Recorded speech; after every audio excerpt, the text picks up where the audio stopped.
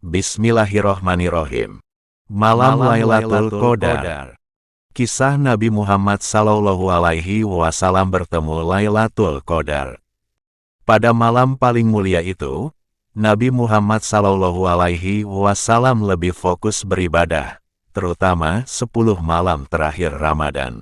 Hal ini sebagaimana disebutkan istrinya, Aisyah. Nabi Muhammad SAW ketika memasuki 10 malam terakhir bulan Ramadan memilih fokus beribadah, mengisi malamnya dengan ibadah, dan membangunkan keluarganya untuk ikut beribadah. Diceritakan bahwa Nabi Muhammad SAW dan para sahabatnya duduk iktikaf pada malam-malam terakhir Ramadan. Ketika Rasulullah berdiri salat, para sahabat juga mengikutinya.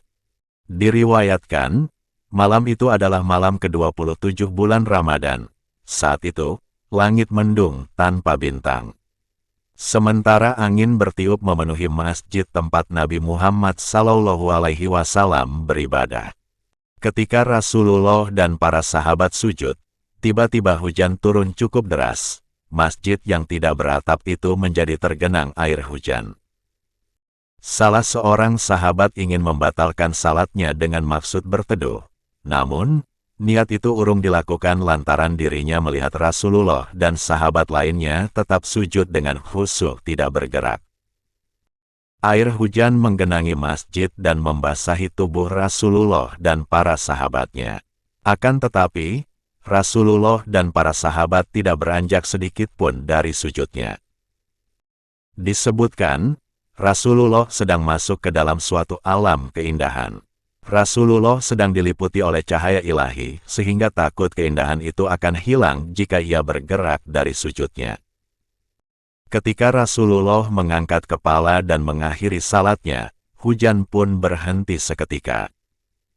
Apa yang dilakukan Rasulullah menunjukkan betapa banyak hikmah dan rahasia di balik malam 1000 bulan.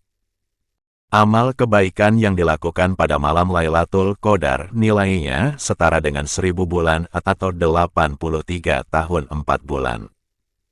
Malam Lailatul Qadar memiliki sejumlah keistimewaan, di antaranya, 1.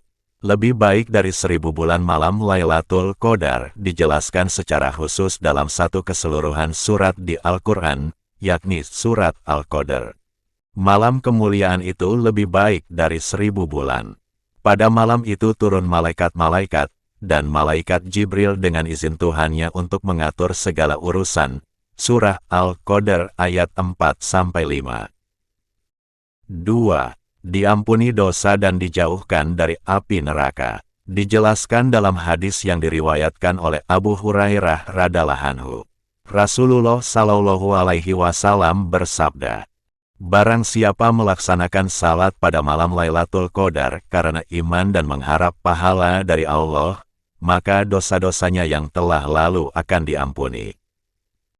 3. Dikabulkan doa-doa. Syekh Ahmad Thayyib juga mengatakan, segala doa yang tidak diterima pada waktu-waktu lain akan diterima pada malam Lailatul Qadar. 4. Penuh berkah. Surat Ad-Duhan ayat 3 menjelaskan bahwa malam Lailatul Qadar adalah malam yang penuh berkah.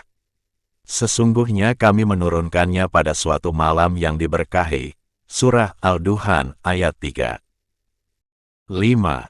Dicatatkan takdir tahunan. Masih dalam surat Ad-Duhan, pada ayat 4 dijelaskan bahwa keutamaan lain malam Lailatul Qadar adalah dicatatkannya takdir tahunan. Pada malam itu dijelaskan segala urusan yang penuh hikmah. Surah Ad-Duhan ayat 4. Tanda-tanda Lailatul Qadar. Tanda-tanda Lailatul Qadar adalah sebagai berikut. Malam itu situasi alam tenang. Tidak ada suara angin dan bunyi binatang malam. Keadaan terang benderang dengan cuaca yang cerah tanpa tanda hujan akan turun. Lailatul Qadar adalah malam penuh dengan kemuliaan yang datang pada bulan Ramadan.